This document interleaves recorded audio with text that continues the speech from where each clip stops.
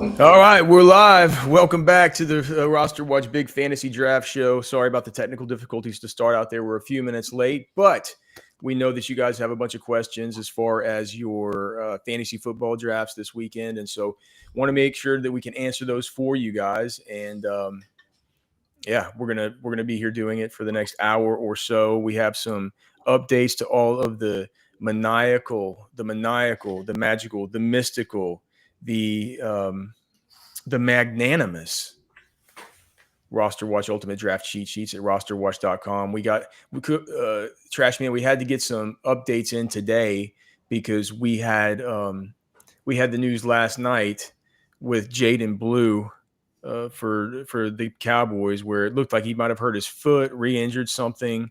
He was actually the second guy in there after Deuce Vaughn, and upon the replays and stuff, you have all the Twitter docs saying that is 100% a high ankle sprain.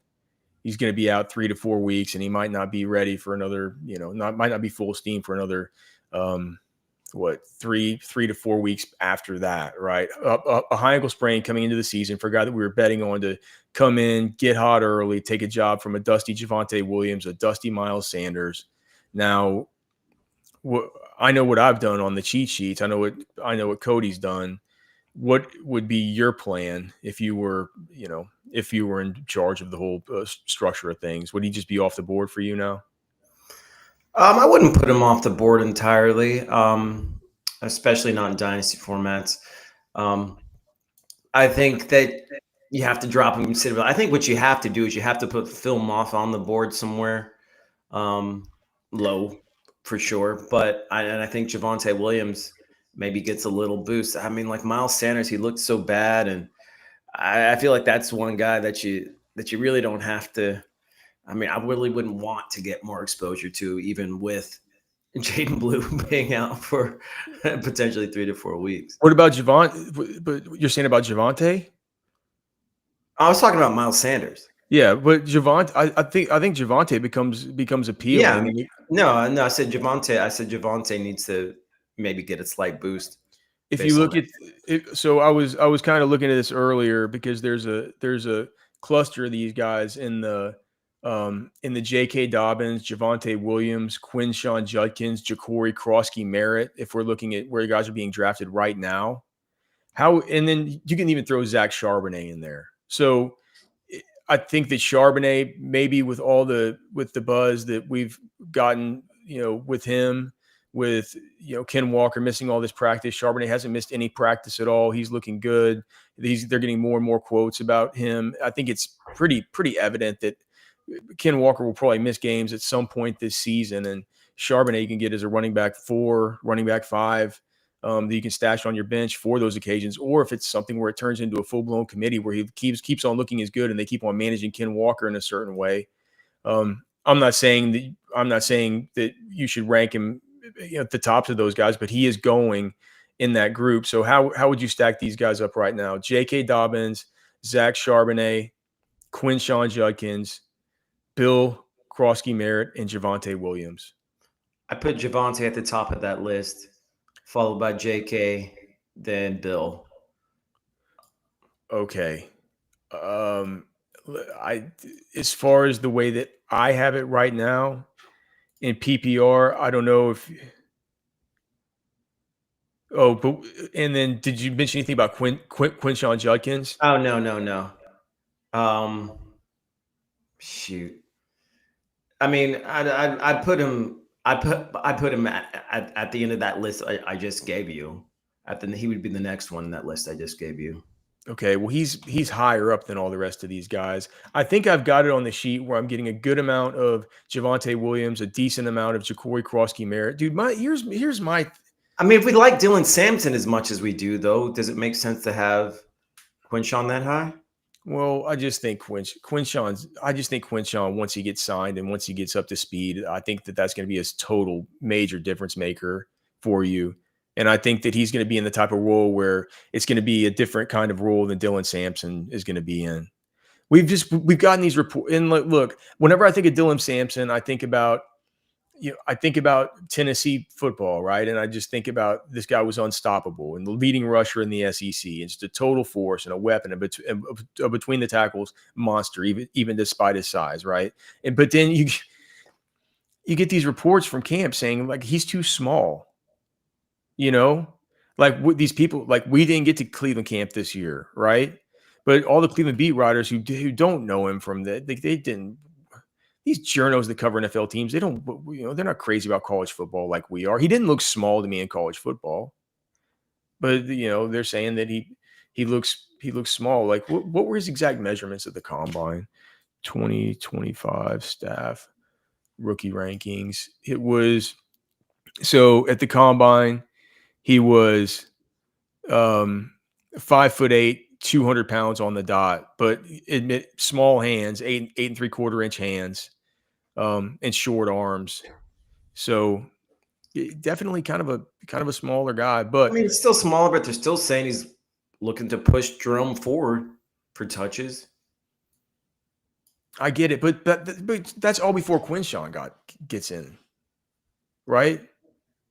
Yeah, I mean, it's still. I mean, there's still some. I mean, there's still some variables there in regards to him, getting out there in the field and getting up to speed. I'm just saying, like, to have him above, like, Javonte Williams. Is that what you're saying? You have him above Javonte Williams right now? Quinshawn? Yeah. You said you had him above all those guys. He was going ahead of Javonte Williams, but that was prior to the Jaden Blue. Yeah, I just don't. I don't think I'm not putting him above Javonte Williams. But wouldn't you like to get them both? Yeah. Because if you put one, like if I was going to put Javonte ahead of him, that means we don't get any Quinshawn. At least, that's the way the cheat sheet works. Like I would like to get some exposure to Quinshawn, some exposure to Javonte. I'd like some exposure to Krosky Merritt. I'd like some exposure to Austin Eckler. What I like in some of these simulations, of course, using the Ultimate Draft cheat sheet, and you guys should download the cheat sheets. They have been updated. Across the board. They'll probably be updated again today. We know today's the biggest day of fantasy football draft, so it's the best day to go ahead and support us. We've seen a bunch of new people signing up, man. We can't tell you guys how much we appreciate that. And for you guys who have yet to sign up, man, we're just here to tell you don't miss out. Don't go draft today. Or this week coming up or next weekend where you're going to be in a spot where you're going to panic because you don't know what's going on or how these situations are unfolding. Like that's what we're here to do, and we're here to communicate directly with you guys.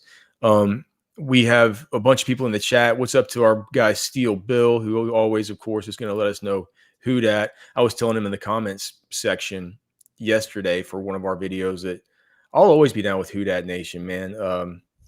I had one. It's probably gonna age me a little bit, but I did certainly have one Drew Brees. I did certainly have one Drew Brees take me to a high school state championship with the Austin Westlake Chaparrals. Kip C, what's going on, brother? John in Cedar Park, 1975 Independence. He's tilted about how these shows about how we were getting bad grades on the Sims yesterday, and to that I say I'm tilted about the way that the Fantasy Pros mock draft simulator is grading out. It's particularly on the PPR cheat sheet because I'm putting together teams that I think are really good, and it was like because the Fantasy Pros experts are so in love with guys that I'm a little bit worried about, like Ladd McConkey.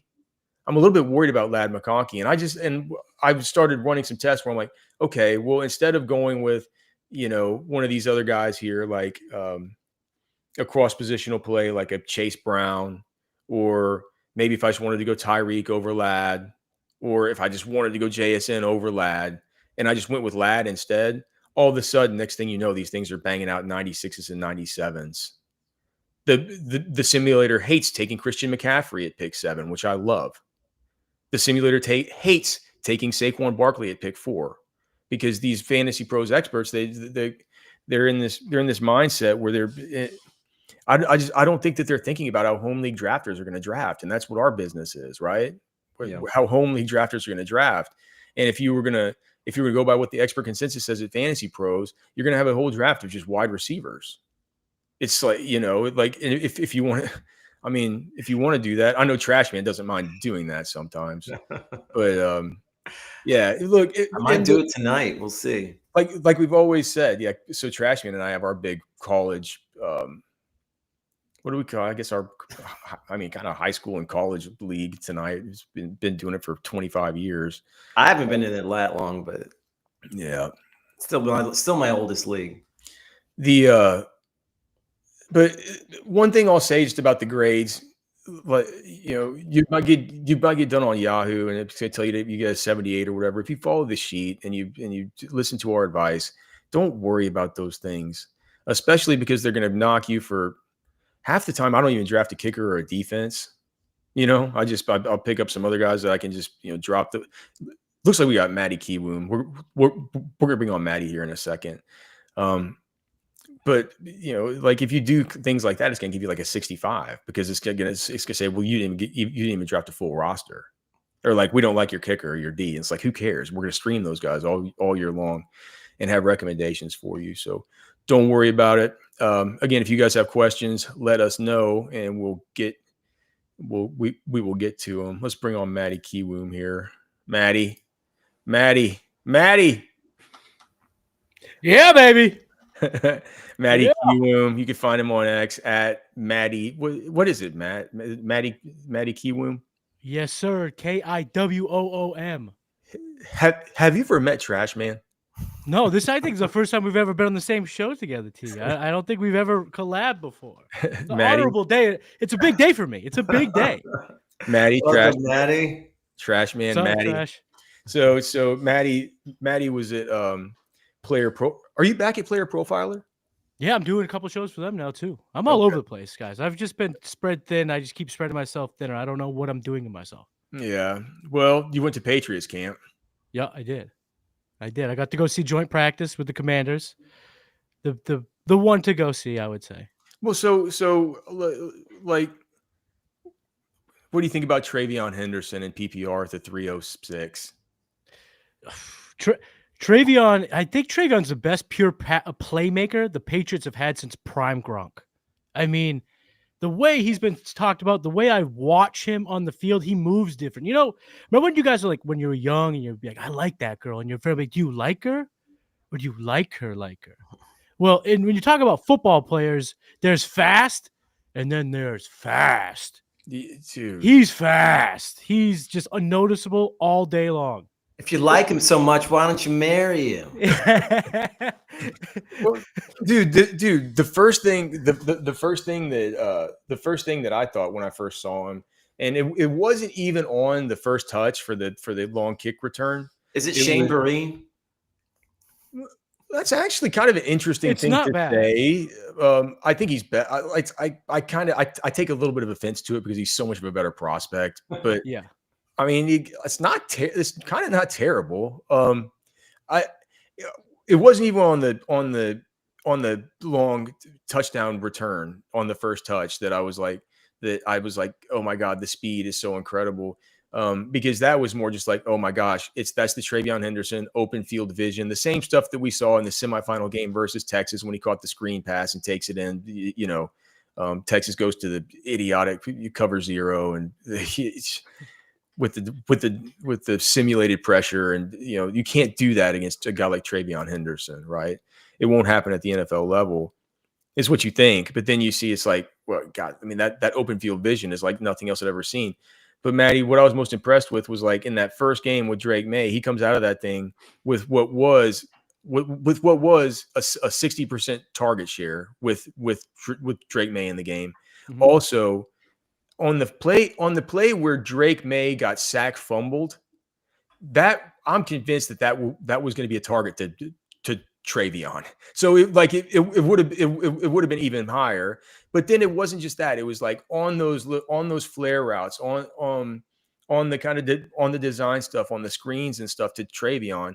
It was how he could get to the corner and the way that he would pull up and pull away, the way that he would accelerate up the sidelines. And you're just like, how did he? It was almost something. It was like a part of his game and what his attributes and skills, a part his attributes and part of his skill set that wasn't. It popped off the screen so much to me at the NFL level. I said, why didn't this pop off the screen to me so much in college? And it's just like, I think once you get to see him live, it's the same thing. But the question remains, are you comfortable taking him in the third round of your fantasy draft? Yeah, I am right now at running back 13. And that's okay. So I'm okay with it in the third round. I think that at this type of player, you take chances on. Do you have him over Omarion Hampton? Do you have him? I do not. Cook? I do have him over James Cook. I do not have him over Marion Hampton. You think he's got Cook's touchdown upside? No, but I don't think Cook has Cook upside anymore. Like I think I think in the course of his Bill's career, that's going to be a massive outlier. It typically is for running backs, especially ones that aren't necessarily, the hard nose up the gut goal line type. And as Josh Allen gets older, maybe he runs less, but he's still hungry. He's still looking for that first, true dominant season from an NFL standpoint. So I don't see that going away. But they also don't have. I mean, they still are kind of bereft of playmakers on that offense. Big time.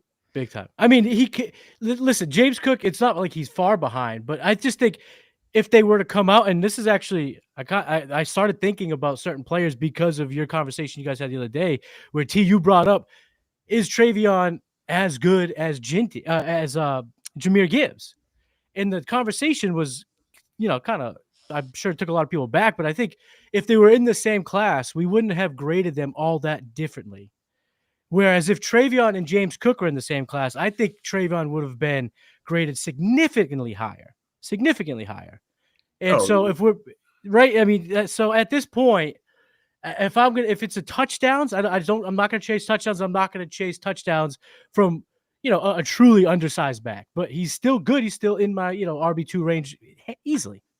Here's the thing, man. Like what all the research has told us that in PPR, a target's worth, what was it, 2.5, 2.6, 2.7x. It's over 2, a carry. And so it's like if you get a guy like Travion, and if we're getting 6 targets a game plus 10 attempts or something like that, you're talking about the same thing as a 23 attempt guy that just doesn't catch passes. It's like, I mean, I'm in on him. I don't think in home leagues you're gonna need to take him that early. I think in the leagues that we play in, and maybe in your home No, league, my home league, he might be a first round pick, boys. I might have to take him with the 112. Yeah. All right. So what about some of the other guys? Like anybody else stand out to you? Did you get any I don't know, Kyle Williams buzz, or like what? Like I don't know, just Drake May really like.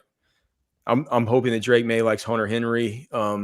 Like, and just any takeaways from the offense in general outside of Travion. Drake May too. I mean, I'm interested in Drake May because it's all it takes to get you interested in Drake May is just to go look, and you can just look at his game log and just look at his rushing lines from last season. So I'm actually, the more the offseason, the more training camp has gone on, I've soured on most of the players not named Travion Henderson in this offense. And it really kind of started day one.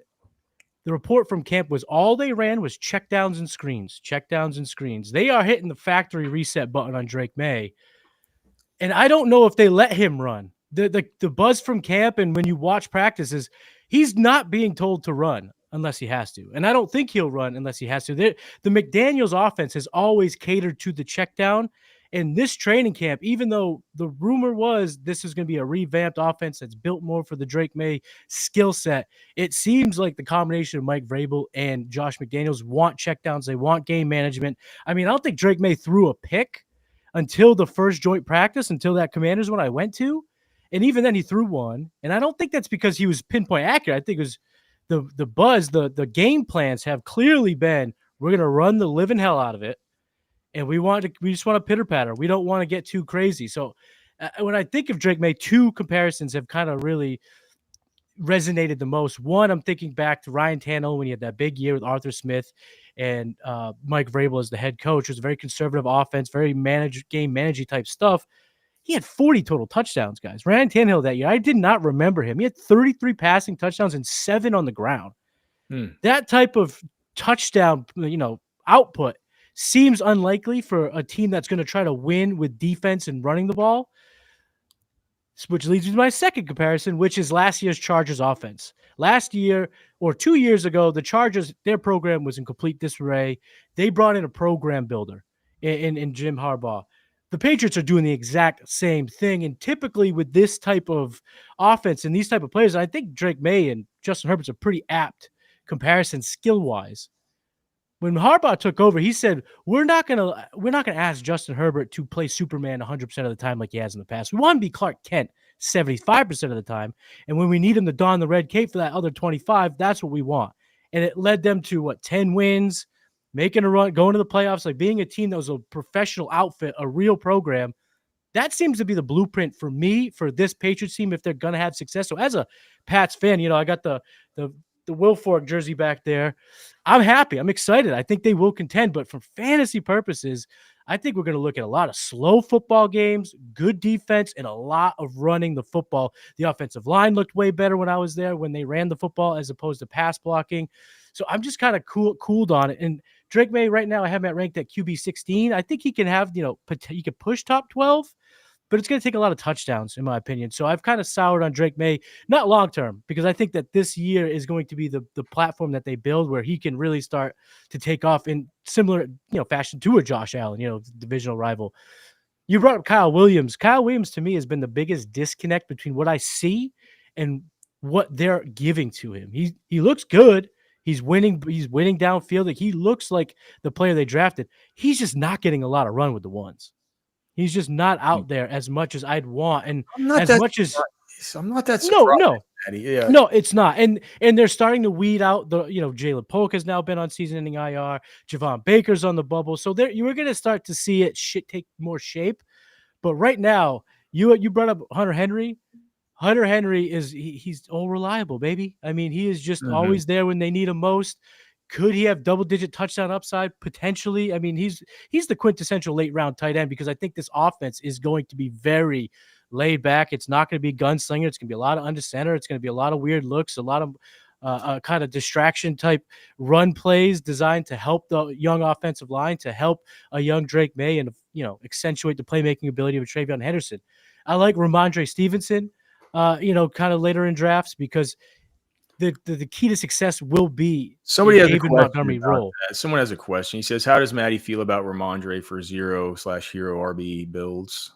So he's kind of right in that middle tier. He's not my elite tier in terms of the 0 RB approach or grabbing one right at the beginning, but he's in the thick of it. If he's there, and you're talking between, let me check my rankings here, just kind of see where I'm looking at with Ramondre. Like, if you've kind of lost some of the upside backups, the guys like Charbonnet, Braylon Allen, he's kind of right up after that for me, because I think he's going to have a role early. He's going to have a role often. It's just the volume won't be there. And we all know about Ramondre. He's not the best athlete. He's going to need volume and high-value touches to be a consistent producer. So in a 0 RB or hero RB, I want to chase a little bit more upside, where we've seen what the upside is with Ramondre. Even if TreVeyon gets hurt, it's going to be probably splitting a backfield with Antonio Gibson. All right, so Trashman, I'm sure you have some questions about what he saw from the Washington side. There's somebody asking about Diggs. Let's just clear out some of these questions here with Matty, and then we'll ask Matty about that and get him out of here to enjoy his Saturday. Do you have any drafts tonight, Matty? No drafts. My big draft weekend has always been Labor Day weekend. I end up having like 4 drafts Labor Day weekend. All right, so there was a question here. So Poker, was this? Show the draft board with picks. Poker, we're going to do some simulations here in a little while, but while we got Matty, we want to talk about some of the stuff he saw at camp. Miles Young says, should I trade Puka for Drake London and Chuba Hubbard, thin at RB but deep at wide receiver? Well, I certainly would. Yeah, I'm not mad about that. Yeah, like I'm just like run to accept that thing. Okay, we the ball is life. He already asked you about this one.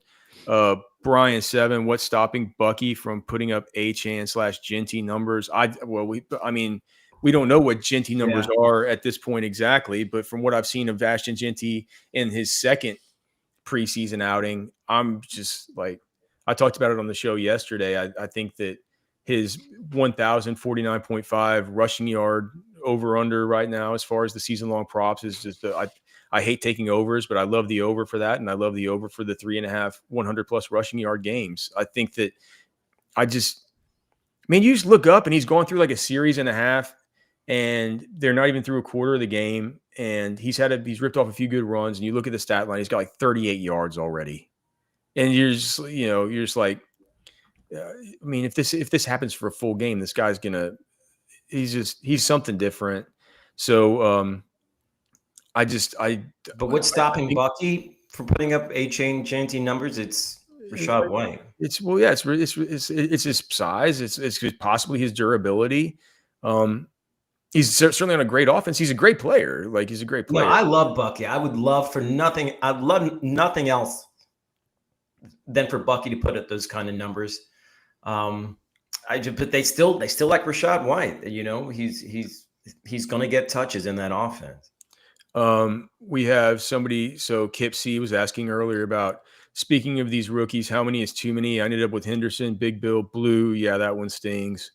Burden almost had a chance at Quinshawn. Dude, I'm happy coming out of drafts with, like, if I get my RB1 and my RB2 could be Ashton Genty and Travion Henderson. I could have my RB3 be RJ Harvey. And then I'd be very happy later in the draft to get Emeka Egbuka and Matthew Golden. And then maybe some kind of late round, Ja'Cory Krosky Merritt, or, if it's late, like a Dylan Sampson, so I don't know, like 6 or 7 is probably too many. You could have a lot in this class. Yeah. Let me post this to you guys. So I tweeted this out yesterday. How do you think this team would look in a casual, redraft? So shallow team. If you had Cam Ward, you took him in the last round, Ginty in the first, Hampton in the second, Tet McMillan in the fourth, Travis Hunter in the fifth, Tyler Warren in the ninth, Travion in the third, Egbuka in the seventh. Your bench is Harvey in the sixth, Judkins in the eighth. That's an all-rookie team, and it seems all right to me. I kind of like that team. It's kind of a good team. I forgot all about Ted. Like, Ted is certainly I love Ted, even as sometimes if you get into a spot, like as a wide receiver too. As far as running backs go, I think I'm happy to have rookies. Those rookies that you mentioned. Wide receiver, I feel a little bit shaky, going into the season with that lineup. But wide receiver is the one position where you can kind of make it up, and off the waiver wire a lot of the times, more than those other positions. All right, just another quick thing. Okay, so as a pro subscriber, where's the best place on the site to ask sit-start questions? This is a very good thing to ask. Because when you get the cheat sheet, you get a pro membership at RosterWatch. And so this is important for people to hear. It's like, this goes on into the season. We're not just helping you with your draft. We're helping you to actually like answer your questions, your sit starts. If you have a sit start that needs to be answered on a Thursday before the Thursday games, ask inside Trash Man's Flex Rankings post. It'll be a pinned post. It comes out on Thursdays. And that is a post for pro members only. Look for posts that are for pro members only. Okay. If you need it on Thursday, if you need it coming into the games on Sunday, every Sunday morning, we have a live sit start thread that's for pro members only. And every question gets answered by either me, Trashman, or Cody. So that's where you do it. Thursdays, do it during Trashman's Flex Rankings. And then Sundays, do it during the live sit start thread. I usually kick that thing up right after I get home from church, and I go to early church. So it's like probably around like 9 Central. So it's like 3 hours of Sunday morning leading up into lock. All right. And then just quickly, Matty, do you have a thought on this? Is Kelsey worth the pick this year or wait a bit for Ingram? I think that both can be fine as long as they fall at a good value. But I tend to be a guy that waits a little bit longer for the Tyler Warrens, the Tucker Crafts, the Hunter Henrys, the Kyle Pittses. I don't know if you have a thought about tight end. I've top 3 or wait. If I can get value on Brock, a value on McBride, Kittle, I'm okay with that. After that, I'm with you. I'm waiting. So in terms of Kelsey or Ingram, whichever one goes later. If you got some Swifties in your league, so that means Kelsey's going to be bumped up some ADP, then wait for Ingram. I'm okay with that. This is one more interesting question. I think you might be on mute, Trash Man. In round 2, are you on board with backs being better than the wide receivers being taken according to ADP? I think round 2 is just it's just a party for running backs. I really think that the round 2 running backs are very, very good. I think that there are good wide receivers there too, but I just think that, if you can just, just look at the ADP and just look at the running backs that are there through round 2. And it's like, you got like guys like Jonathan Taylor going in the late second round, you like, I guess now wait, is Chase Chase Brown now is officially going sooner than Jonathan Taylor. But then you got Josh Jacobs, who's just in to totally smash. The one thing that's kind of, to me, Matty and Trash Man, kind of soured my taste a little bit on round 2 running backs is I'm just now just totally not out, but I'm just very, very scared about Devon Achane with this calf thing. Yeah, that's fair. So, sure. Yeah. All right. I was just going to say real quick with Kelsey, I think Worthy's going to get some of those stretch plays that Kelsey has gotten in the past historically in that offense this season. So I'm a little bit, that makes me a little less bullish on Kelsey early in drafts. Matty, anything on the Commanders that you've noticed? Anything, or did you notice anything about Bill Krosky-Merritt? Did he look good to you out there with your own eyes, or was that even a focus of yours whenever you were out there? It was a little bit tougher to see the Commanders because obviously they allowed like the Patriots offense is like the main attraction. Pat's defense is off against the Commanders defense on the far field. No. But I did look over. I don't know if Bill really stood out from an athletic standpoint. I mean, like when you watch Travion, if you came from Mars and watched football for the first time, you saw that human being. Like, that guy, he's fat. He just teleports. I didn't notice anything that athletically again from a distance, but what I did, you're not. He's a grinder. He's a grinder. But what I noticed though is in terms of his style, kind of that one cut, but quick, a lot more foot quickness than a Brian Robinson is going to suit the offense. It's going to suit Cliff Kingsbury a lot more than Brian Robinson. All right. Well, there you go. Matty, tell them where they can find all your work. Tell them where they can find you on X, all the rest of it, man. We'll let you get back to your day. So you can find me on X at Matty Kiwoom. Once a week, I do a show with your guys, the friend of the Roster Watch and many others, Cody Carpentier, every Tuesday on the Draft Rankings Network. You can find me doing a couple shows at Player Profile, the Futurecast, Blue Chips. Going to be doing a lot of NFL draft coverage for Player Profile this year. Back on the road and with you, Alex. I'm very excited for that. Nothing like having Matty on the road, man. Listen, we're back. It was 1 year hiatus. Yeah. I'll never do it again. It was a huge piece of my heart was missing all offseason. So I'm back on the road, back to doing all those things. I'm very excited there. And then, of course, South Harmon. Get the Warp Tool, South Harmon, FF.com. Get all that good stuff over there. All right. Matty, love you, Thanks, brother. Matty. I can always. Hey, guys. Love you guys. All right, man. Peace. All right, there he is, Matty Kiwoom. Thanks so much to Matty for coming on. Let's. I think Byron is going to come on at some point, too. Let's go ahead and, while we're here, Trash Man, show these people how some of these simulations are running over on the site. Cody got one of his updated to let's see. Cody got one of his updated for standard and 0.5 PPR. And I'm going to run this one first because it's one that I'm not exactly comfortable that, I'm just going to make myself most uncomfortable first. Let's see. How do I make us bigger? I like how it says we're both trash men right now. I don't ever change the name because I don't feel like I need to. All right. So again, this is the ultimate draft cheat sheet at RosterWatch.com. Follow the 3 simple rules at the top of the sheet of paper. An expert quality draft is always guaranteed. I see that Byron's joined, so we'll get Byron on here in just 1 second as soon as we get done running this simulation. But yeah, today's the day to go download the ultimate draft cheat sheet. Today is fantasy football national draft day. We need to have a big day here, making sure that we get a bunch of new people signed up, a bunch of new winning members of Roster Watch Nation. So we would appreciate you guys this weekend going over there and getting those pro memberships if you've been thinking about it. Let's see how Cody's sheet is running. I don't even know what they gave us here. They gave us the 5 pick. This is a 12-team league. It's set up for 1 quarterback, 2 running backs, 2 wide receivers, a tight end, 2 flex, defense, kicker, and then 6 bench spots. Cody's cheat sheet here. This is standard 0.5 PPR. We're going to take CeeDee Lamb here to start. We don't have a choice at the 208. We're going to take Jonathan Taylor. We have a choice here between Travion Henderson and JSN. Trash man, I kind of want to take JSN here. You do? Yeah. I think love Travion might fall. Okay. In these. Let's just see, okay? Yeah. I'm worried he might not fall. He'll fall. Let's take in real life, I don't know if he falls. Yeah. Okay, so he did not fall. So now you're going to take Marvin Harrison Jr. It's a fine pick. This thing's looking like it's turned out pretty good. David Montgomery. So we have 3 wide receivers: CeeDee Lamb, JSN, Marvin Harrison. So Jonathan Taylor, David Montgomery here, and then Xavier Worthy at the 608. Love that.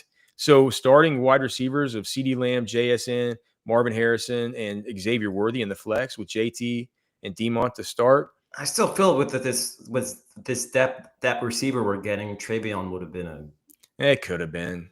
It could have been. I don't want to make Cody's sheet look bad, but maybe that could have been used or error. Emeka Egbuka here. So yeah, it's like, let's see. If Cody's built this thing right, it's going to bring us. It's going to get us some running back depth here pretty soon. There we go. Well, ETN. We're about to ask Cody about ETN. Byron about ETN. We went Emeka Egbuka, Travis Etienne here in the 8th round. All right. At the 905, we don't have a choice. Who wants to take Kelsey? So I don't mind taking Kelsey. This is about where you can take Kelsey. I think it's fine.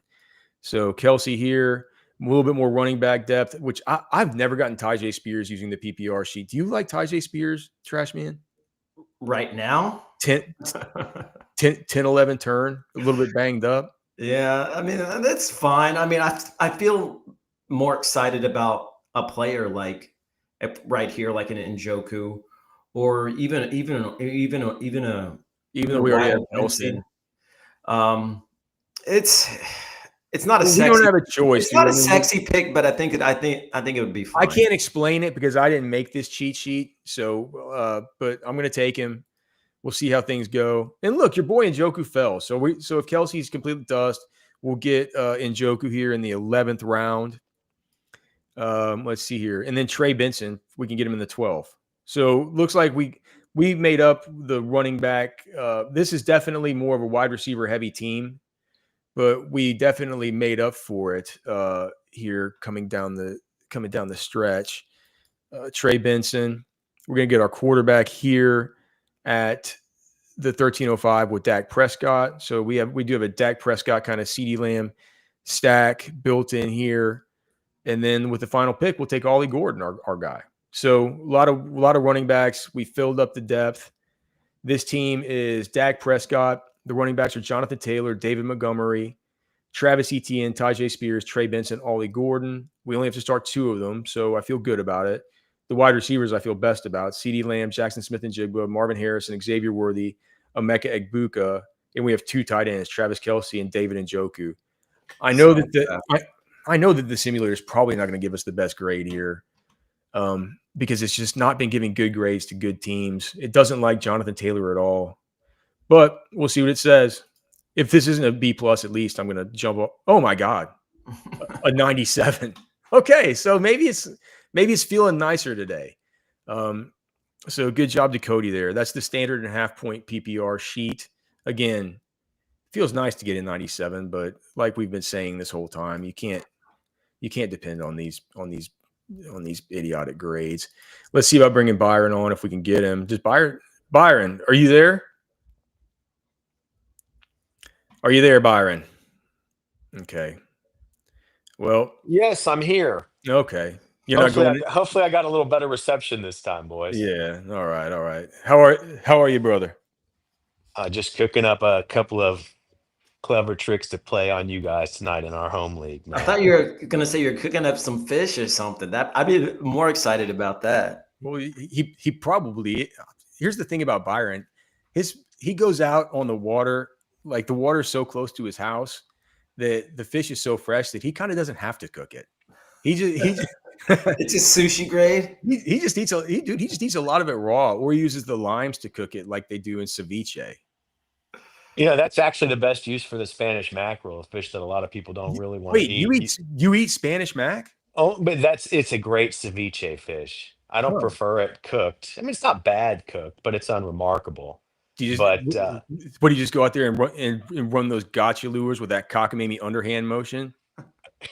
man, when those Spanish are running in the fall, they're ravenous. You can throw anything out there. Yeah. You just got to have a little bit of a long shank hook or a little leader on there, so those big old teeth of theirs they don't cut through it. But I'm yeah, gonna there's have to plenty. get Hey, back out Crocs fan, there. yeah, there's plenty of fish All being this cooked. fish talk, I'm gonna have to get back out there. Well, We there's a big extended red snapper season that's open Ooh. this year for the entire fall season. So I was actually just thinking it'd be fun to get you boys out here for that, get a nice meat haul. that'd be good too, because we'll get back to the fantasy stuff, but I did get the email from the Alabama fishing game department, something about this being like a robust salmon or a robust red snapper year where they were leaving the season open a little bit longer or whatever. So that's good to hear. Whatever's going on with those snapper, man, we got to make sure we keep those because they are delicious. Really quick from John in Cedar Park, he said, "Are you doing the DFS show on Saturdays again this season?" Yes, for our pro members at Roster Watch, the Blitz is coming back with me, Derek Carty, and Chief. I think Chief, but certainly me and Chief will still be on, but certainly me and Carty doing the DFS stuff through the Blitz projection system that Carty's cooked up, but that's on Fridays now. So, but that's only for pro members at RosterWatch.com or pro members over at Roto Grinders. And certainly a pro membership at Roster Watch is about 20 times cheaper than one at Roto Grinders. So that'll still be available to you guys. All right, Byron, you got cut off a little bit the other day. People can listen back to the show from the Thursday, but can you just give any high level insights that you took away from the Jags and the Dolphins practice? I know you mentioned that you came away feeling higher about Travis Etienne. You thought BTJ looked like a beast. No Travis Hunter at these practices. No Tyreek Hill at these practices. Came away impressed with Ollie Gordon. Now Ollie Gordon has a little bit of a runway with Jalen Wright a little bit banged up. We're starting to get him, as you've seen at the end of these drafts, as a possible goal line guy. Well, anything else that you wanted to kind of point out about that? Because I also wanted to ask you about what you saw when you got to see, I believe, the Bucs and the Titans. Well, definitely the things that stood out to me were ETN running first in the rotations and looking like a relatively nice, flex player that you can get in that eighth round area of your draft. He's certainly on sort of my target list at this point. And I think Bigsby, a couple rounds behind him is not a bad option either. I mean, clearly a timeshare, but certainly saw ETN involved in red zone activities and was definitely the prominent player in terms of pass catching passes and the receiving area of the game, which obviously we're pretty interested in that piece when it comes to fantasy. And then just generally, I mean, I don't think it's a big surprise, like he looks the best the way he moves around out on the football field. That said, like pretty clearly a timeshare, and Bigsby, is obviously a player they like. So I think if you're getting him in around 10 or whatever, both of those guys are solid draft values, and I think should be sort of on the target list for all of our followers and subscribers and pro members at rosterwatch.com. Your boy, who's it? Tootin? What is it? Basil Tootin? How do you say that guy? Basial. Facial Tootin. I mean, he was he was clearly the number three guy, and I left thinking, hey, like he wasn't really somebody that just popped off the field. He looked competent out there, and he certainly made some plays catching the football, but he just looked far enough down the totem pole that I left thinking, all right, like I don't have any interest in this guy in fantasy, at least in my drafts. I mean, if there's an injury, he certainly could be on the waiver wire cheat sheet at any point this season if Bigsby or Etienne were to get hurt. But yeah, I left thinking we have good value late in our drafts at the top end of the running back depth chart. for the Jaguars. You kind of think about it too. Is it Liam Cohen? I mean, he comes over from Tampa Bay, where you kind of saw what he did with Rashad White and Bucky Irving. These are dudes who like to, catch the football, and that's another little correlation I have there towards what may be going on with ETN seemingly trending a little bit up there in Jacksonville over the course of training camp and the offseason. Yeah, unfortunately, no Travis Hunter, which we were absolutely dying to see him matched up against some NFL players and some live NFL action. It never fails. You go to these things, and there's always one of these dudes you really want to see that's missing. That said, got a great look at Brian Thomas Jr. and the guy's a freak, man. He's big, silky smooth, fast, explosive, like run after the catch. Also a red zone guy. Clear connection and chemistry there with Trevor Lawrence. So, I think you sort of wonder, especially I would have loved to have seen what it looked like with Travis Hunter out there and sort of how those targets were distributed. I obviously saw a funnel straight to Brian Thomas in this particular practice. So you would have loved to have an honest look at it like that. But I think when you just sort of consider that Hunter's a rookie, he is going to be playing snaps on the defensive side of the ball, like obvious chemistry with Trevor Lawrence, big rookie season for BTJ, and just a player that looks relatively sick. I think, he's not a household name yet. So I could see sort of the normal fantasy player scratching their head a little bit when they see that name come up, like high round 2 or whatever it is in their drafts. But I could tell you right now, like you should be comfortable selecting Brian Thomas Jr. at value in your drafts this weekend or next weekend.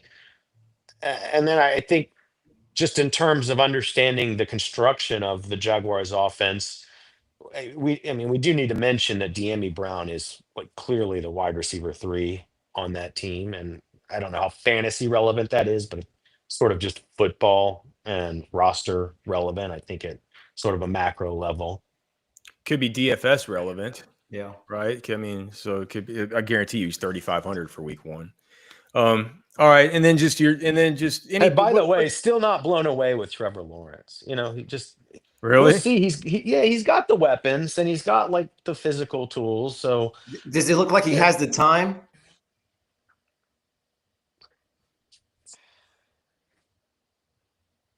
Yeah. Did you hear his question?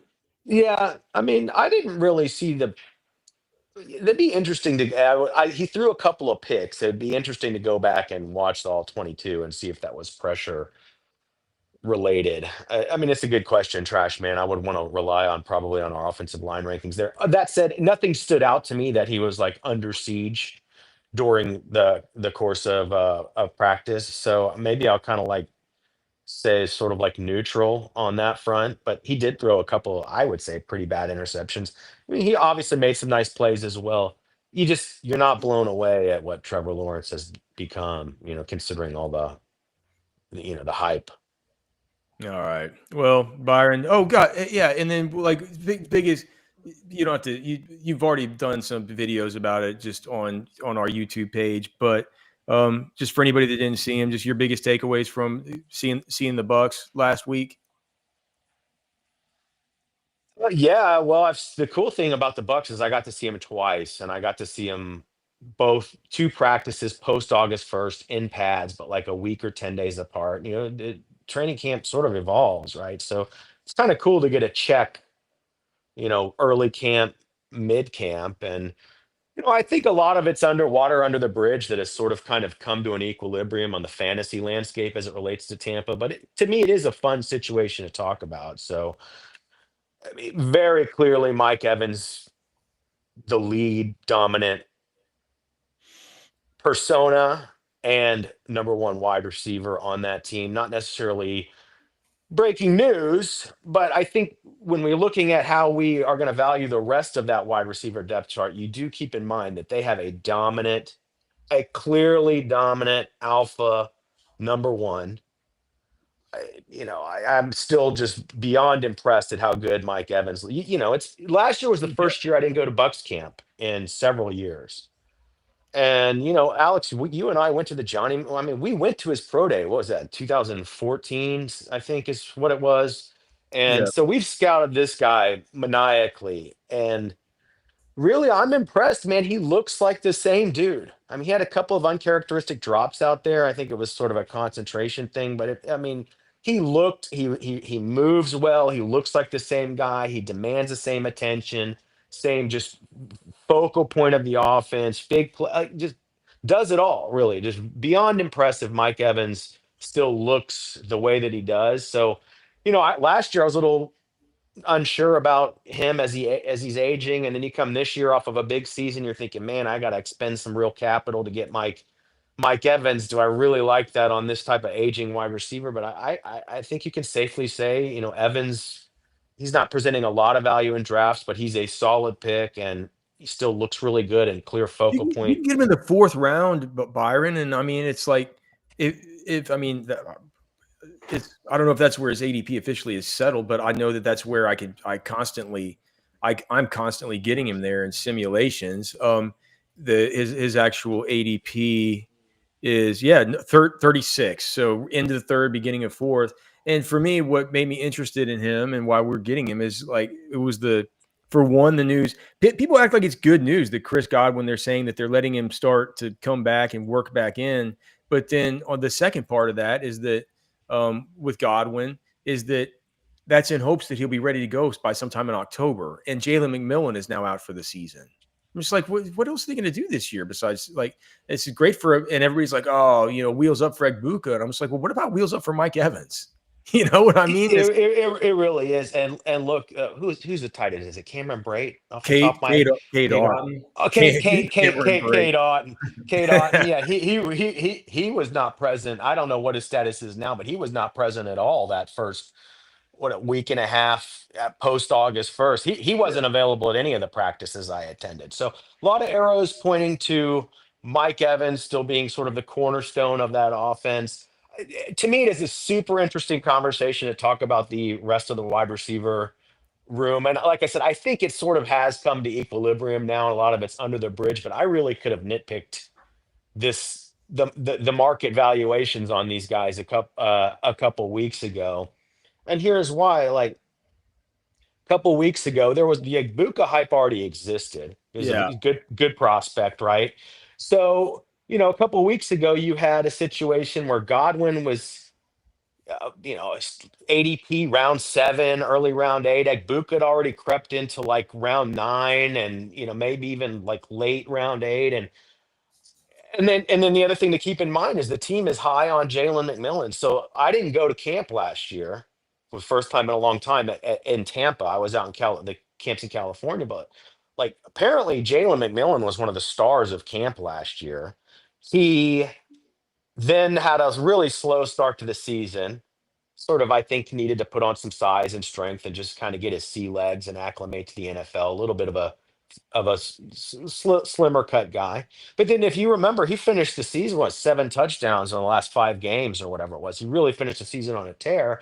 So he had sort of had some momentum coming into this offseason. And when you go to practice, like McMillan was very, very clearly involved, and he was making all the vertical plays down the field. So like when I was at practice, and this was 2 different times, the other piece of information is that Egbuka was almost strictly practicing in the Chris Godwin role. So I'm sitting here kind of deconstructing all this, like while I'm at practice, and I'm saying to myself, okay, there's no way somebody's overvalued. Chris Godwin can't be around 7, 8 ADP and Egbuka be around 8, 9 ADP. And like both of these dudes are going to return value. Like if you're in on Egbuka, it's because you believe Godwin has a risk of missing like more time. So, think about this. And the inside scoop when I was there is they expect Godwin back between week 3 and 5, which I think is sort of still the narrative, but it's come out that injury was pretty nasty. Mhm. And we've seen a declining Godwin ADP, which I think has sort of rectified the accounting on this situation at this point. That said, I think Egbuka has now risen to a point where like he offers no value. I think he's a fine pick because he's a good player. And I actually think a lot of people are going to be scared to start him early because, like, week one, because he's a rookie and not a household name. But I actually like you can start that dude week one. You actually need to start him right out of If the you gate. think, yeah, I think to return value on where you're drafting him at this point. So especially I would. versus Atlanta. I think they have Atlanta week one, right? I think so. I could be wrong about that. I think that they start out with in division, but I need to So check. so I was looking at this thing saying, okay, wait a second here. You got Evans as the clear dominant number one. You got Godwin, they're saying it's coming back like, after the first month or so of the season. Agbuka has been practicing almost strictly in the Godwin role. So when Godwin comes out, look, we know Agbuka's versatile and he can be moved around clearly, but like McMillan is really pretty locked in at that outside spot and playing very, very well. So you're sitting here saying, okay, when Godwin returns, what's going to happen here? You're going to have Evans as the lead number one, and then you're going to have some kind of cannibalization between. They're not putting McMillan straight on the bench. He's going to play. So now you got three Well, cannibalistic but see, that was situation. the way that right. That's the way that you were. That's the way that you were seeing it because that's the way you were seeing it with McMillan. But McMillan has sent Has right. since gone out. That's what I mean. This thing Yeah. is sort of like in a twist of, I don't know, it's not serendipitous from McMillan, but it is sort of worked out in retrospect. So you kind of like slide McMillan out of the picture. So you're It- saying that I see. So you're saying that these initial weird kind of valuations and stuff, you were like, this doesn't make any sense, but somehow they were bailed out by like to where they're actually kind of okay now. Is that what you're saying? It's yeah, like it did not make Egbuka or Godwin were overvalued a couple weeks ago. yeah. Now with the injury to McMillan and with the deteriorating ADP for Godwin, I think it sort of has all started to make sense. That said, I do not think there's a ton of value on Egbuka. I think that said, he's a good enough talent. If Godwin were to be out any longer than expected, like that would be a boon. I do think you can start him right out of the gate, which you will need to if you draft him in round 7 or whatnot. He's a nice player, so it's just been interesting to watch that unfold. But I certainly think those dudes were overvalued a couple weeks ago, and I think the other thing to keep in mind, and Bucky Irving clearly looks awesome. But they do intend to continue keeping Rashad White pretty involved. Now he's had the groin injury. I don't think it was too significant, but that sort of, took a little bit of the sting off of that if you were looking at Bucky there for a while. But from what I saw, like Bucky Irving's still a very nice fantasy pick, and he's going to be very good. But Rashad White, if you were hoping Rashad White was going to kind of fade into the sunset, he's not. Like, and he's involved in the receiving game. He's going to play. So he sort of does, I think, cut into the theoretical upside of Bucky Irving. And I'm not sure that changes our draft boards a lot, but I think it's just something to be mindful of when you sort of setting expectations. And I think it sort of does mean that potentially Rashad White, if you were to get him at like the very late rounds of your draft, has some flex capabilities. Yeah, I think if you're going to be able to get value on any one of those Tampa Bay players, it's probably going to be Rashad White, especially with McMillan out. There's targets I there. think Evans has become a value. No one likes Mike Evans. They think he's too old. No, I mean, I love Mike Evans, but Yeah. some of those targets that McMillan would potentially have got are going to go to Rashad White. I mean, it's going to be some. It's going to roll. You gotta let me talk Titans and Dolphins for a minute here. I got to get this Okay. stuff off Yeah. my chest, boys. All for right, get it RosterWatch off. Nation. So Titans, very, very sort of interesting. I mean, first Cam Ward, he looks like a good prospect, not a super elite prospect. I think that sort of aligns with what his, the NFL draft profile was. Is like, hey, this isn't. This isn't Joe, Joe Burrow, right? Troy Aikman or Peyton Manning, right? Like this is more of one of these guys that's a good prospect that's got pushed to number one because of sort of the landscape of, the positional talent in this particular draft. So Cam Ward, uh, look good. I mean, I certainly felt optimistic for the Titans. He looks like he's got a good head on his shoulders, looked competent, looked like he belonged, did not look uncomfortable, didn't look rushed. Like all the things you sort of expected from his draft profile. Like this is a poised, experienced, polished guy.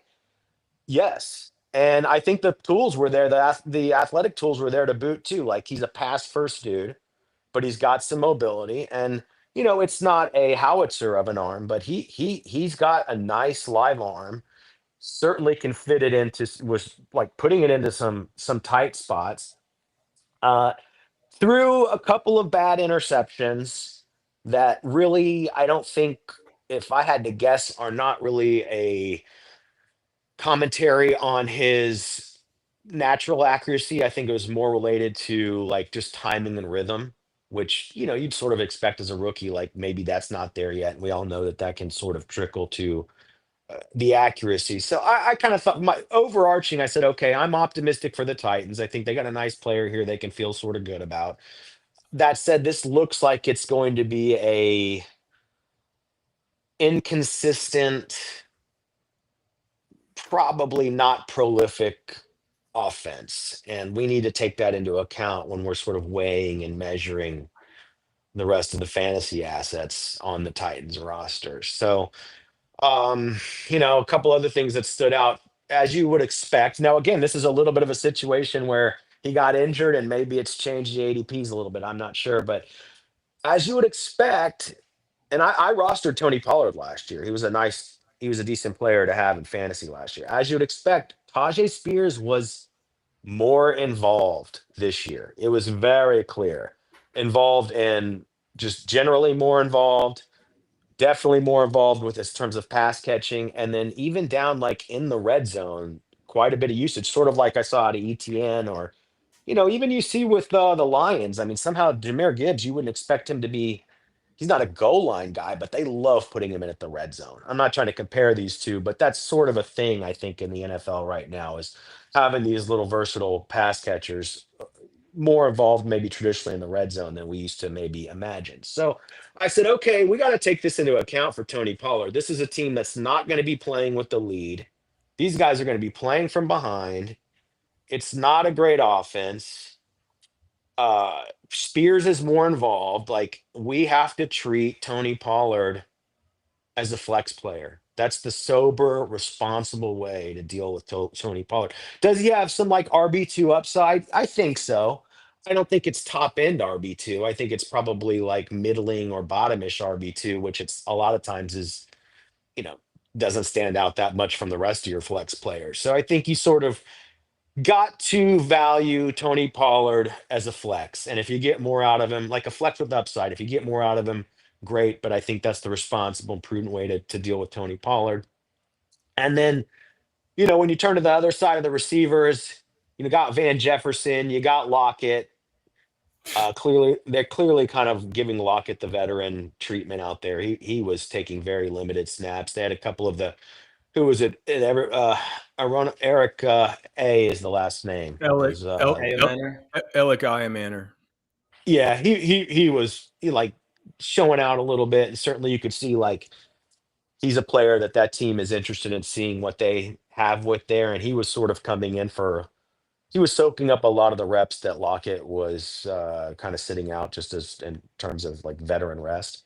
And Van Jefferson, very, very involved. So what that lent itself to was Calvin Ridley, unsurprisingly, far and away the lead receiver and target on that team with a pretty competent rookie quarterback on a team that I think is going to be playing from behind. So I said, okay, Ridley, I like a little more than Pollard. Like those are the only two guys you're interested here, are Pollard and Ridley. I like Ridley a little bit more.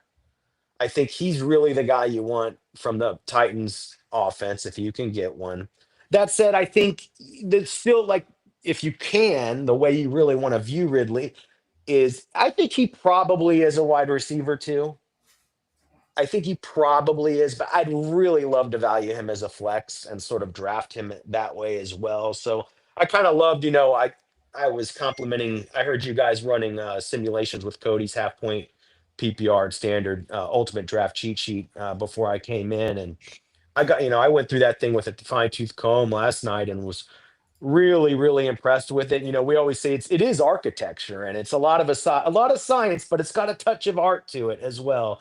And little things like, as far as the version last night, he kind of had Pollard and Ridley in a very situated very similarly on the sheet, and I said, like, that's a beautiful artistic decision point on the sheet. Like, that's the way this should be. So that's I'd say that's a responsible way to look at how you want to deal with the assets on the Titans fantasy side of things. And then you said you wanted to get some Dolphins thoughts off your chest before you bang out. Yeah, Dolphins thoughts. I thought the one thing I did say last night when I was messaging with you guys, I think we were a little too low on Jalen Waddle. And I get it. Tyreek Hill is going to be, present and back in the mix. So I don't want to make too much out of what I saw in one practice sans Tyreek Hill. But if you sort of add up everything else you've been hearing this offseason, between the fact that Waddle is having a nice camp, there's some issues there between with the chemistry and the teammates and just the vibe there with Tyreek Hill. Uh, it did very, and I've seen the Dolphins in camp before with this cast of characters, actually in joint practices with Bucks 2 years ago. So I've seen all these dudes. I mean, Waddle's an exciting, athletic looking guy, but this time he looked like he had a hydrogen bond with Tua. I mean, that the chemistry, the bond, like you could tell that chemistry has gone to another level, and like that was Tua's really go-to guy. So like pretty impressed with Waddle, and I think where you can get him in drafts, really represents a nice value. So like definitely we need to be interested in Waddle.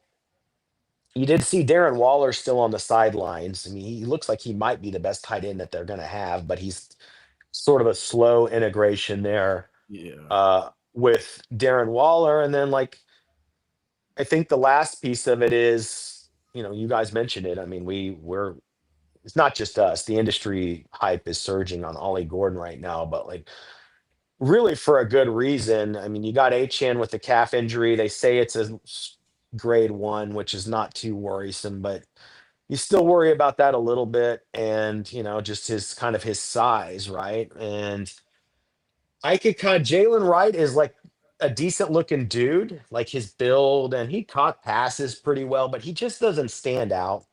He's sort of like, I feel like he's in no man's land. Like he's just a medium-sized running back.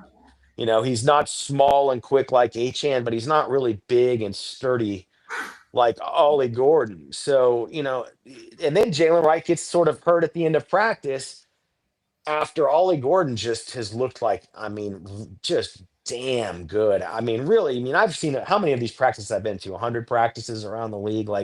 Probably. Yeah, I mean, he doesn't stand out like a Christian McCaffrey or a Todd Gurley or one of these dudes, but you watch practice and you're like, okay, this guy looks like a pretty legit prospect we need to pay attention to.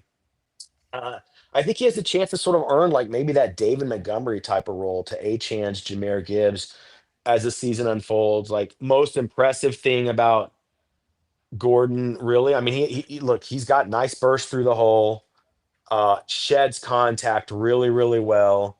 I don't think he has the most sudden feet in the world, but I think his vision is good, and he makes it work for him. But really blew me away at 6'1", 225. They don't have another body like that on the depth chart. They need a guy like this. He was a phenomenal pass catcher. Oh yeah, a phenomenal pass catcher. So I sort of, left thinking Ollie Gordon is, we're not the only ones saying it at this point, but that's real. You need to be interested in rostering him at the end of your drafts. He kind of reminded me of, I tried to go through the list of running backs I've seen live. He's not a Derrick Henry. He's not a Christian McCaffrey. He's not a Todd Gurley. You start talking about Zeke and Leonard Fournette, a little bit closer to those guys. But really, where I really started to get dialed in is I was like, okay, he's sort of like a Melvin Gordon, with better hands, much better hands than Melvin Gordon. What do you think about David Johnson? That was our comp on our rookie sheet. Well, David Johnson was a 4.4 guy. I think that's they're upright, so I think you can I didn't see that kind of speed, What but the about burst is Najee? there. What about Najee?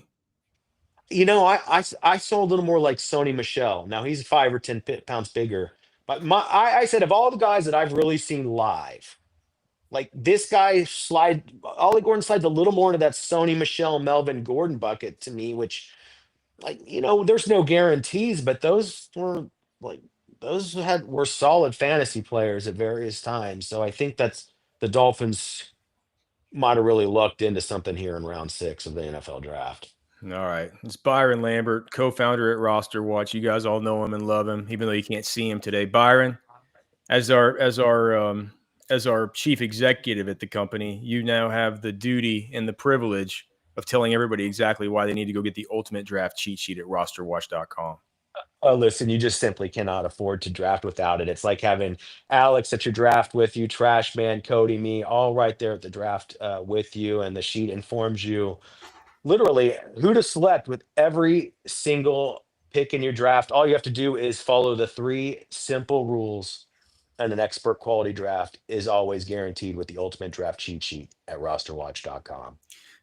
Byron, it sounds like you've said that before. It sounds like you practiced it. Yeah. Well, I think it's been downloaded over 1 million times, which is unbelievable. Byron's little invention. His little invention that could, man, but we keep on making it because it keeps on dominating. Byron, thanks so much, brother. We appreciate having you on. God bless, boys. We will see you around. All right. So, speaking of the cheat sheet, Trash Man, let's dial up a couple of mocks before we get out of here. Let's see, which one is this? So this is a PPR mock.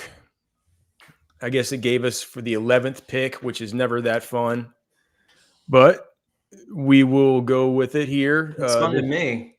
Which pick are you hoping for in our home league tonight? I mean, like I'm something early or something late. Yeah. I mean, like 1 through 3 or 10 through 12. Yeah. Well, what do you do at 3? Because I know you got Bijan Jamar at 1, 2. At 3, are you going to take Saquon? I'm not going to tell you what I'm going to do. Okay, here I am trying to get intel from you under the guise of helping the people.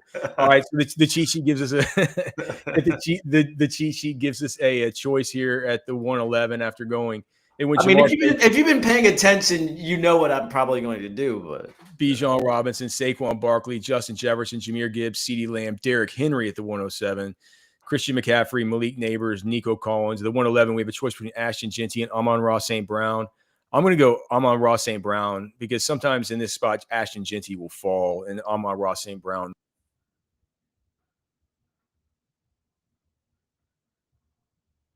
Alex, you're muted.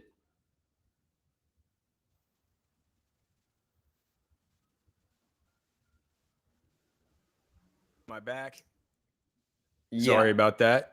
Okay, so did you hear me saying that I took you said you were giving your rationale about why you were taking Amon-Ra St. Brown. Okay, so Ashton Genty was going to fall. Yeah, because I thought that Ashton Genty might fall. He did fall to the 202. Now we have the same thing happening here with this Jackson Smith and Jigba Travion Henderson thing that Cody had built in with the choice here. I do think that Travion falls here, Trash Man. I'm sure, like, I hope so. 311, we're going to take JSN. I'm confident that Travion in this sim will be available at the 402. Yes, and he is. Yeah. So JSN, Travion right there. We're going to go ahead and take RJ Harvey. We don't have a choice at the 511. Again, I'm just doing exactly what the cheat sheet tells me to do here. It does not give me a choice between David Montgomery and George Pickens. So I'm going to go ahead and take David Montgomery.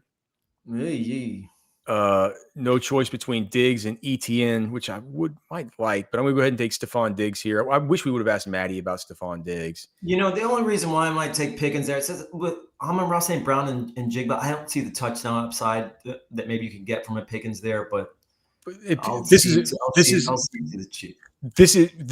PPR, and the target volume for those two players is among the highest in the whole league as far as what we can project, right?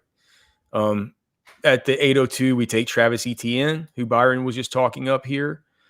Okay, 911, it's going to want us to take Ja'Cory Krosky-Merritt, which I think is fine. This is not getting out over your skis on this guy to take him as your running back, 6?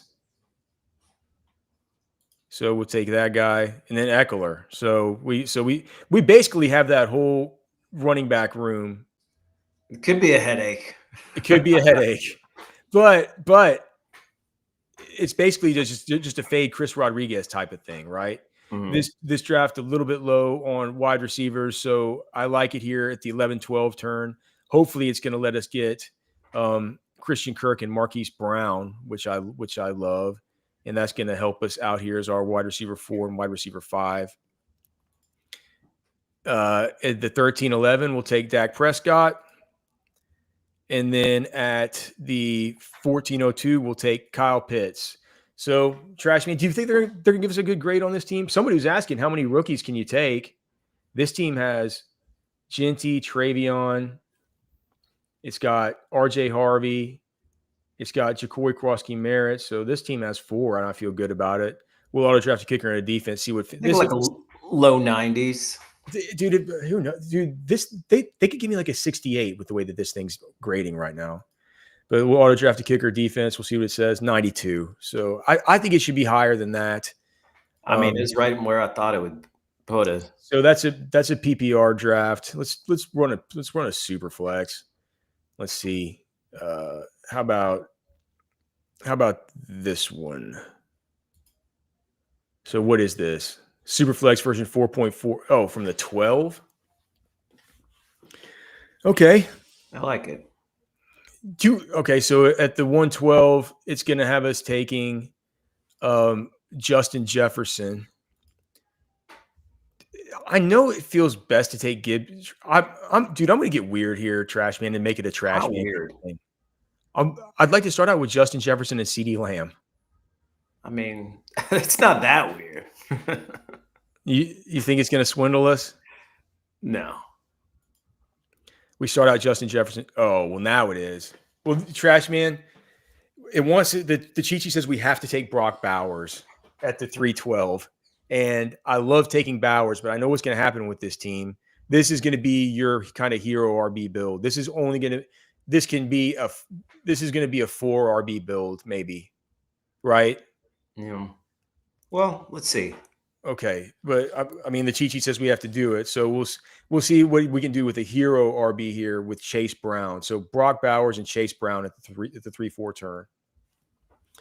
Okay, I like this. So Travion Henderson and Marvin Harrison Jr. at the 4. That saves it. The 5-6. Oh, but look at this. It's skewing toward wide receiver again, which I would not have expected. But I like it, though. I love these two players at the 7-8 turn, Ted McMillan and Jamison Williams. Now, we still haven't taken a quarterback, so that's gonna squeeze us even more than we would have normally thought for running backs. But we do get at the 9-12 Ja'Cory Krosky-Merritt, and we're going to take Emeka Egbuka. I wish there was something built in here to where I could choose between Egbuka and Javonte Williams. I might think about doing that. But at the 9-12, we'll take JCM. At the 10-01, we'll take Egbuka. I'm not going to worry about quarterback. I'm not going to worry. Then that's why. At the 11-12, we take Tua and we take Stafford. At the 13-12, we take Michael Penix. And then with our final pick, we will take Roschon Johnson as our running back 4. So we only have to start 2 running backs here. But Trashman, I think we've built a super team here with the wide receivers, and I love our top 2 running backs. This team is a super flex 12 team. The quarterbacks are Tua Tagovailoa. The quarterbacks are Matthew Stafford and Michael Penix as well. For your super flex, the running backs are Chase Brown, Travion Henderson, Ja'Cory Krosky-Merritt, and Roschon Johnson. The wide receivers are Justin Jefferson, CeeDee Lamb, Marvin Harrison Jr., Ted McMillan, Jamison Williams, Emeka Egbuka. If this thing doesn't give me like a 98, I'm throwing the computer out the 97. Auto draft a kicker and a defense. 97. Let's trash man. Let's just do one more super flex, like to where we don't go like all weird, right? With the like, I mean that thing ended up good, but I wanted to like maybe we can do one that's like, let's see what I just randomly.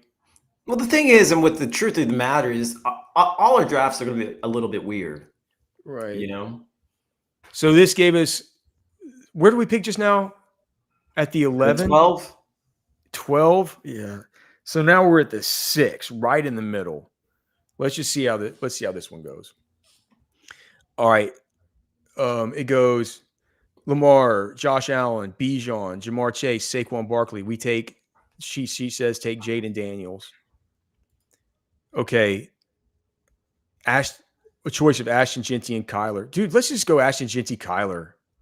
Let's just lock in elite super flex. Okay. Oh gosh. 306, Brian Thomas Jr. Okay. 407, Alvin Kamara. Like that so far. Okay. Yeah. 506, Mike Evans.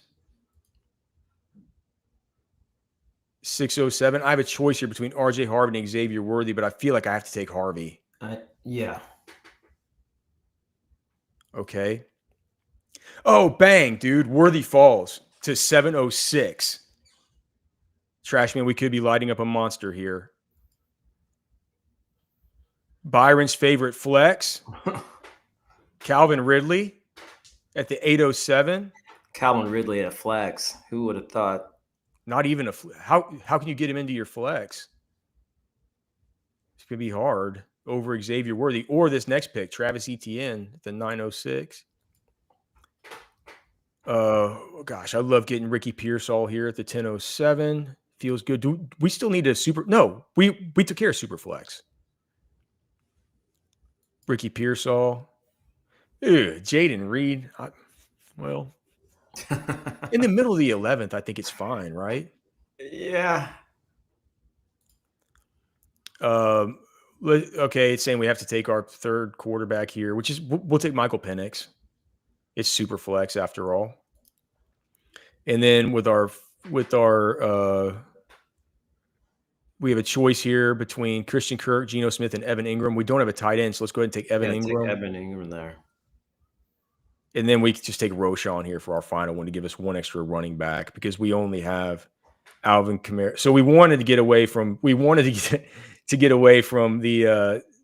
zero RB, but we didn't really or the hero RB, but we didn't really get away from it because instead of going Brock Bowers kind of luxury, we went the high end super flex luxury. But I feel like this is a really good team. Jaden, if you wanted to go Ashton Jeanty, you might feel better about this team being like an Alvin Kamara, Ashton Jeanty team here at the very top, as opposed to Alvin Kamara, RJ Harvey team, but with Michael Penix being more of your quarterback too, along with a Bryce Young or something like that to go with Jaden Daniels. But anyway, as this team went, I'll bet you this grades out well. The quarterbacks are Jaden Daniels, Kyler Murray, and Michael Penix. The running backs are Alvin Kamara, RJ Harvey, Travis Etienne, and Roschon Johnson. The wide receivers are Brian Thomas, Mike Evans, Xavier Worthy, Calvin Ridley, Ricky Pearsall, Jaden Reed. Let's auto draft a kicker. 94. Let's auto draft a kicker in a defense. Trash man. Let's get a 99, 96.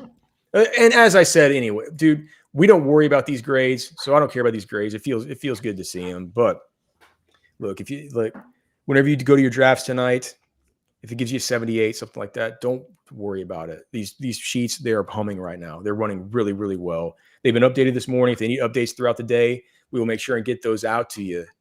Trash man, any final thing to say to the people before they go out for their drafts? Enjoy it. Have fun. It's the sheet makes it easy for you to just go in there and have fun with your friends, catch up. Get ready for a long season of fantasy football. Yeah, man, it is certainly a long season, and just you don't want draft some players you like that you want to see play. It's Yeah, it's man. fun about fantasy. Yeah, it's about dominating your friends and dominating your family and making sure that you see them lose and rubbing it in their faces, right? I mean, that's the main thing, and that's what the cheat sheet's here to help you with. But of course, there's also that one little thing on the side, and it's also to have fun. So listen, we love you guys. Thanks so much to all of our supporters, everybody that signed up for pro memberships. We certainly appreciate y'all. And for everybody who hasn't, please go do it, man. Now's the time. This is the time to get that done. We're gonna be there for you all season. All right. You can find us over, of course, at RosterWatch.com. This is Anthony Richardson, and you're listening to Roster Watch. This is AJ Brown, and you're listening to Roster Watch. This is Josh Allen.